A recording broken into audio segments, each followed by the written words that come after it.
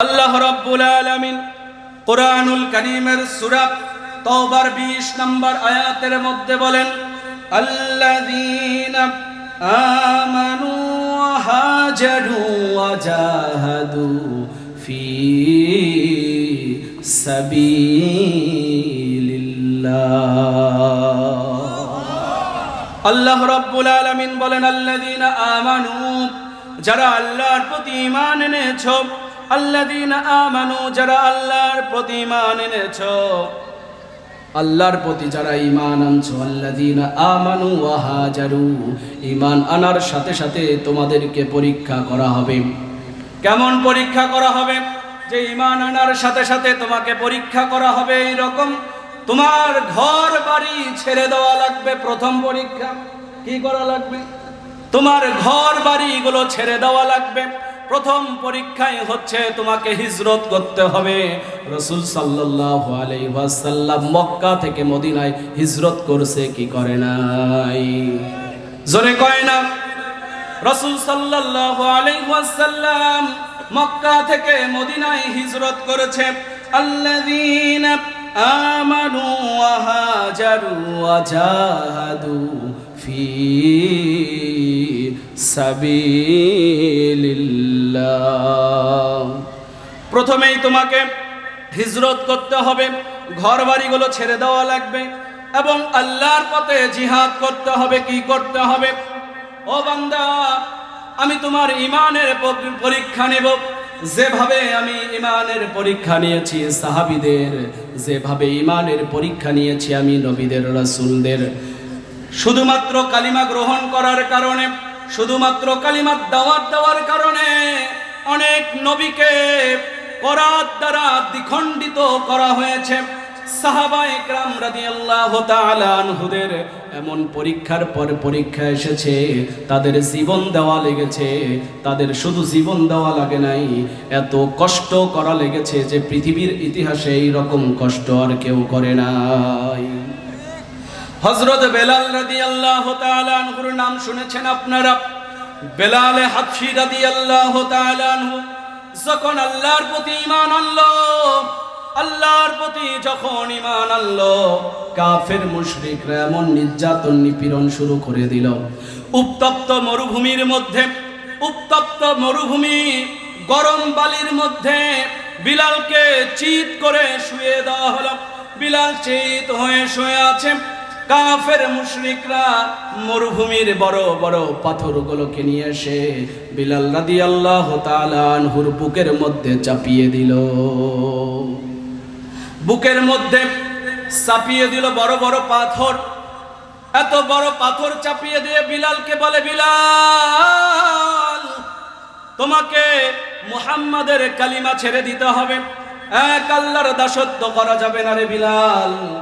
যদি তুমি তাই করো, তোমার প্রতি নির্যাতনের পর নির্যাতন আসবে, নিপীড়নের পর নিপীড়ন আসবে, এর চেয়ে কঠিন সাজা তোমাকে আমরা দেব।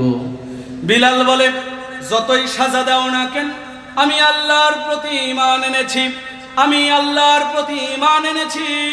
আমাকে যদি তোমরা মারতে মারতে মেরেও ফেলো, আমি এক আল্লাহ ছাড়া আর কারো প্রতি দ্বিতীয় ঈমান আনতে পারবো না। আল্লাহু আকবার। বেলাল বলে, আমার দ্বারা এটা সম্ভব নয়। আবু জেহেল বলে, বিলাল রে, বিলালকে এই রকম নির্যাতন করে কাজ হবে না। বিলালকে, বিলালের জিহ্বা দিয়ে যে আল্লাহর জিকির করে, যে জিহ্বা দিয়ে সে আল্লাহর জিকির করে, কালিমা পড়ে, আহাত আহাত বলে, ওই জিহ্বাটা টান দিয়ে বের করো, ওই জিহ্বাটা টান দিয়ে বের করো। জিহ্বাটা টান দিয়ে বের করে পেরাক ঢুকিয়ে দেওয়া হলো। পেরাক ঢুকিয়ে দিয়ে মাটির সাথে গেড়ে দেওয়া হলো। বিলাল হাবশী রাদিয়াল্লাহু তাআলা আনহুর এত কষ্টের পর কষ্ট, নির্যাতনের পর নির্যাতন করার পরও বিলাল হাবশী রাদিয়াল্লাহু তাআলা আনহু কাফের মুশরিকদের কাছে ঈমান বিক্রি করে নাই। এটাই হচ্ছে ঈমানের অগ্নি পরীক্ষা। শুধু তাই নয়, শুধু তাই নয়, ইসলাম গ্রহণ করার কারণে, কালিমা গ্রহণ করার কারণে মুসলমানদের মধ্যে প্রথম শহীদ, মহিলাদের প্রথম শহীদ নাম হলো সুমাইয়া রাদিয়াল্লাহু তাআলা। এই যে মহিলা সুমাইয়া রাদিয়াল্লাহু তাআলা, এই সুমাইয়াকে তার পরিবারের তিনজন, তার স্বামী, তার সন্তান আর সুমাইয়াকে এত নির্যাতন নিপীড়ন করেছে। সুমাইয়ার স্বামী সুমাইয়ার স্বামী ইয়াসিরকে বলা হলো, ইয়াসির কালিমা ছেড়ে দাও, ও ইয়াসির কালিমা ছেড়ে দাও, মুহাম্মাদের ধর্ম প্রচার করা যাবে না, দিন প্রচার করা যাবে না, তুমি যদি কালিমা না ছেড়ে দাও রে ও ইয়াসির, তোমাকে এত সাজা দেওয়া হবে। ইয়াসির বলো না, না যদি মারতে মারতে মেরেও ফেলো, আমি আমার আল্লাহর দ্বীন এনেছি, আমি আল্লাহর কালিমা পড়েছি, মুহাম্মাদের কালিমা পড়েছি, আমি আমার জবান দিয়ে অন্য কোনো কারো জিকির করতে পারবো না। আম্মার ইবনে ইয়াসিরকে শক্ত করে বাঁধা হলো দুইটা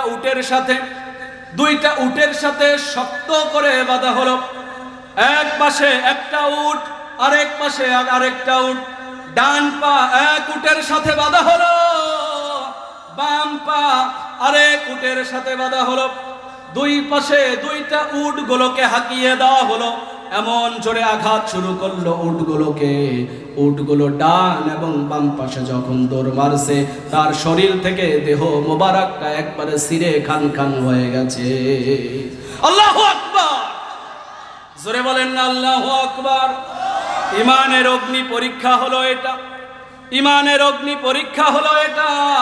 আপনি যদি ঈমান আনেন, আপনি যদি আল্লাহকে বিশ্বাস করেন, খোদার কসম করে বলি মুসলমান, যে ব্যক্তির ওপর ঈমানের পরীক্ষা হবে না, বুঝতে হবে তার ভিতরে ঈমানের মধ্যে ফরমালিন যুক্ত ঈমান আছে, তার ঈমানে ভেজাল আছে।